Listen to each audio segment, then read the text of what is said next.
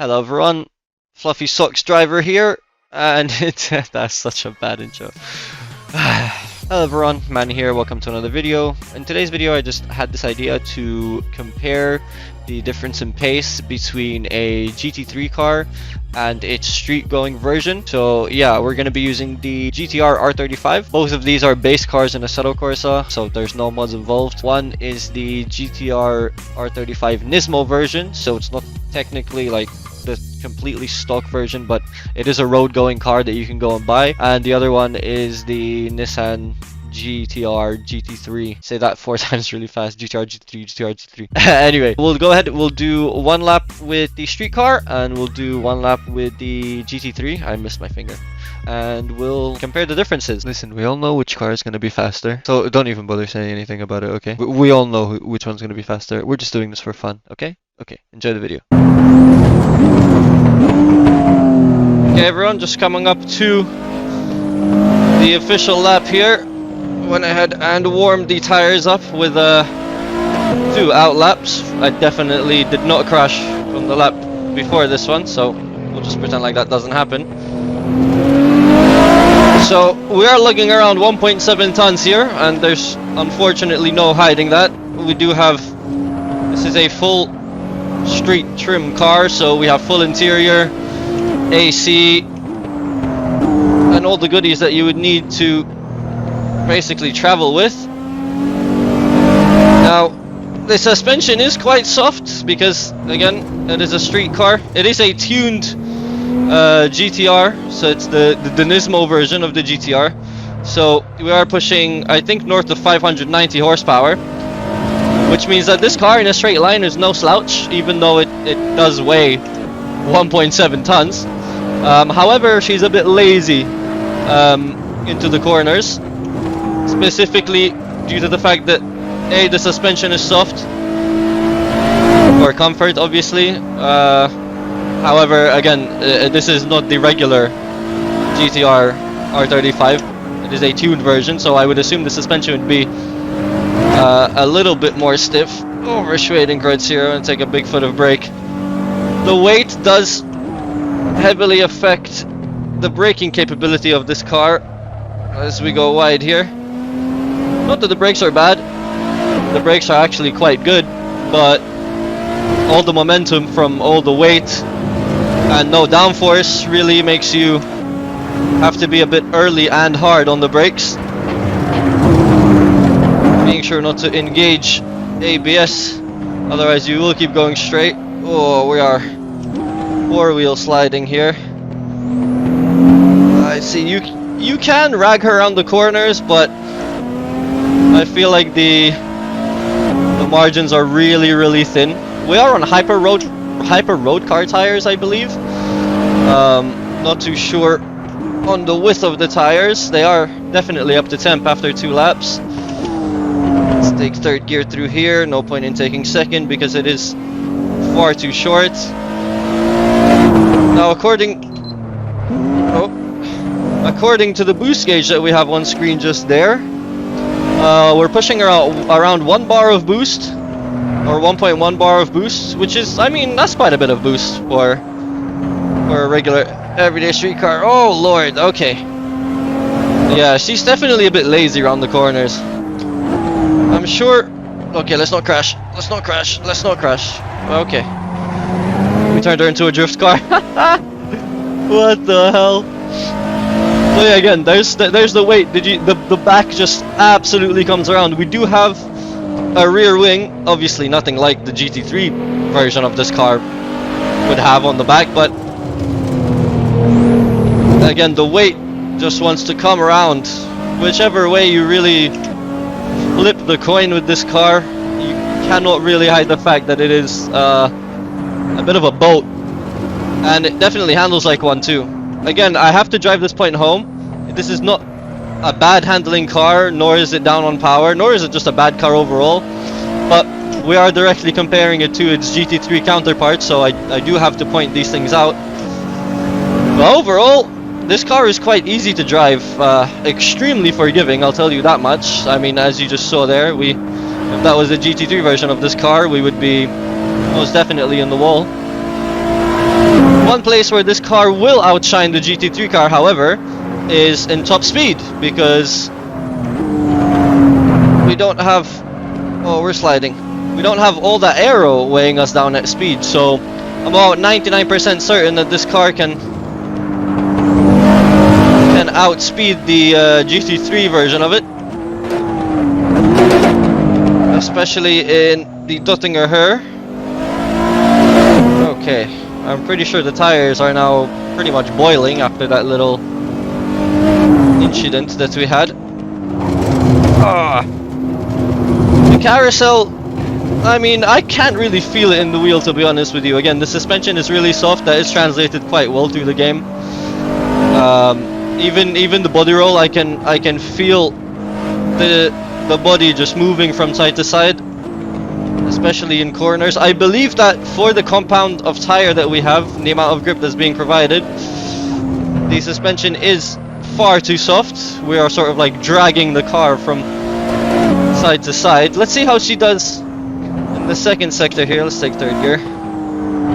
This is a very downforce rewarding sector, but honestly, she's doing pretty well. This is somewhat conservative driving. I mean, I'm not going balls to the wall here. I would like to actually make it round in one piece. I'm sure this car, with a proper setup and a proper driver behind the wheel, can go much faster than what I'm doing. But again, we're just running this for a sort of a baseline test to see how the GT3 counterpart compares. I am very curious to see the difference in the lap time. I think it will be... Oh, massive understeer there. I think it will be much less extreme than I think. Let's go ahead and jump to third gear just before the jump there. We went wide here last lap, so let's see, fourth gear over the hill. Now, I'm pretty sure in the GT3 version of this car we can keep our foot in it here, but this one there's no way. We have to lift. Coming all the way down here now. Probably might want to take third gear through here actually. Fourth seems fine. I'm not doing the best of jobs at driving her right now. The tires are giving up. I have to admit, she's heating up the tires quite a bit. Again, there's a lot of load for them to deal with. I have to really drive this point home. We are lugging 1.7 tons of pure Nissan goodness around these corners, so the lack of aero definitely does not help. Now, this is where we can make up some time on the GT3 car. I think, if memory serves me correctly, the Nissan GTR GT3 car tops out at around 275, 280 max. I'm pretty sure this car can hit 290, almost 300, so let's see. 290 just now. We can hit well over 300 in the downhill, I'm pretty sure. We don't have seventh gear, so let's see, 300 just before the downhill.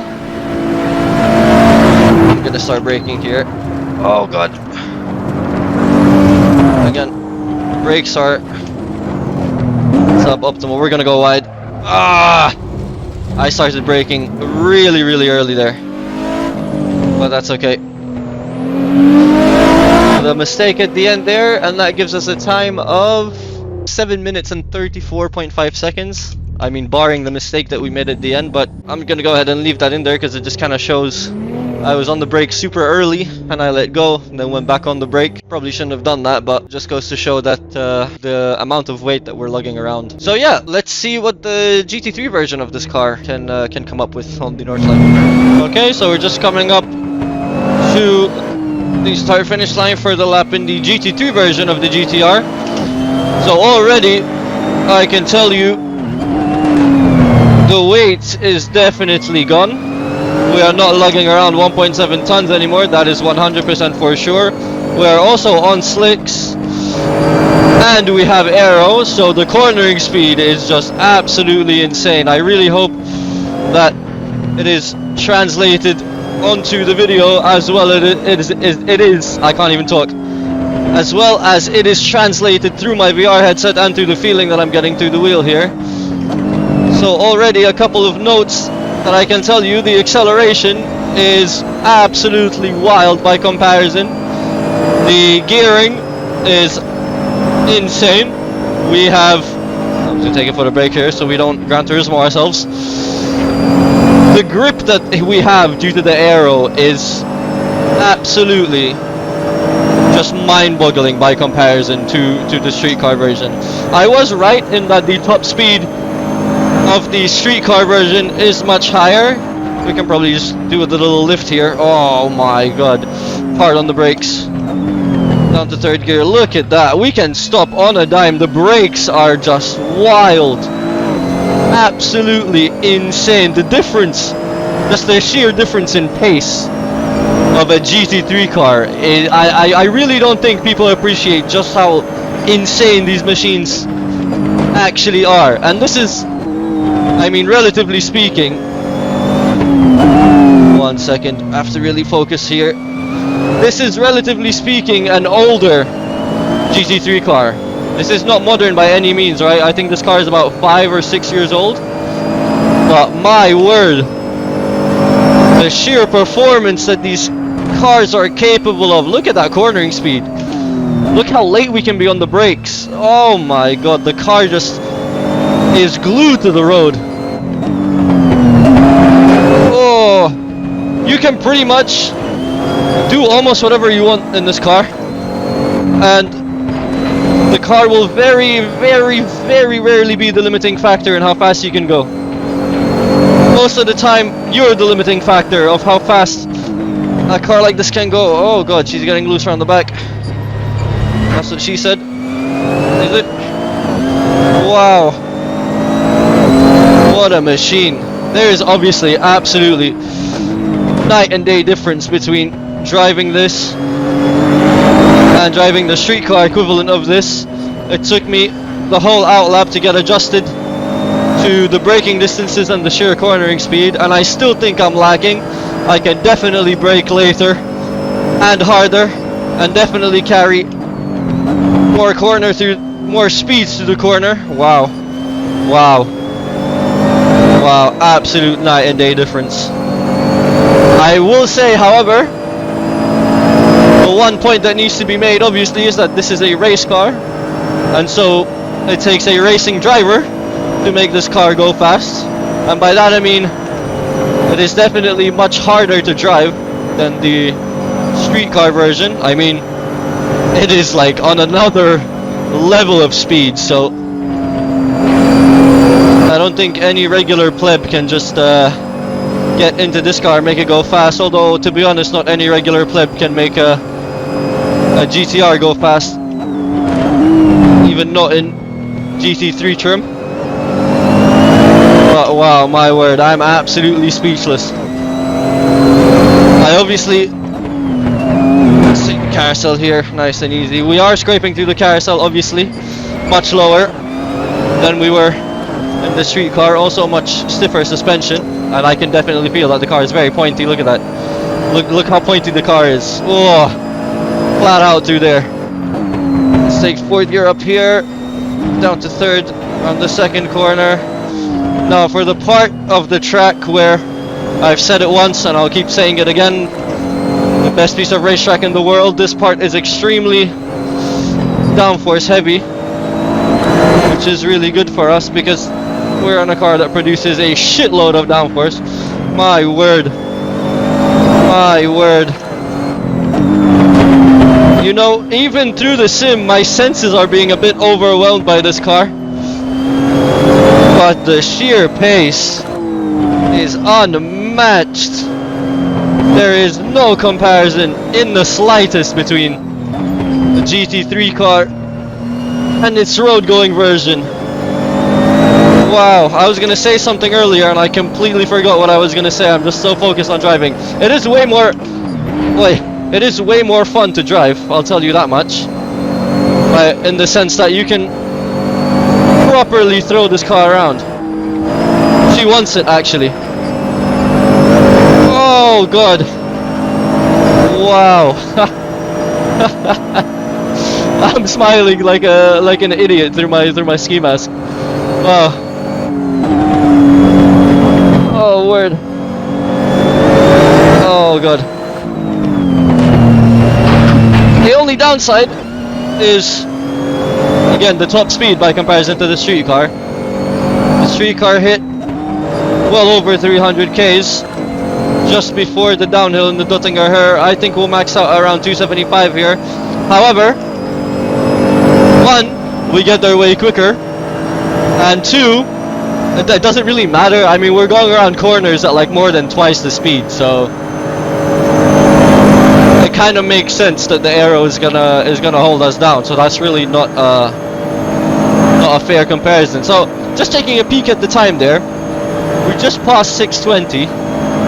If I recall correctly, with the mistake in the GTR lap, we did a 740 something. So we might be almost a whole minute faster if I can get this last sector right. Hard on the brakes. Oh no. Okay. That was intentional. I definitely meant to do that. Yeah, 645. Wow. So a whole minute faster and a whole lot more fun to drive.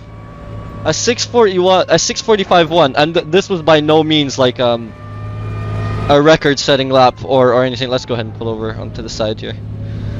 This is by no means a record-setting lap or anything like that. I mean, again, I just wanted to compare the difference between a regular street car and his GT3 counterpart. I hope this was translated well on the video, because I definitely saw and felt the difference insanely well. So yeah, I think that pretty much does it. We got a really good idea of just how insanely quick these GT3 machines actually are. So yeah, if you guys are enjoying the content, make sure to, you know, like, comment, subscribe, whatever. Statistics say if I tell you to do that, then you're more likely to do that. So yeah, there you go. But yeah, I think that's pretty much it. So thank you guys for watching, and I'll catch you in the next video.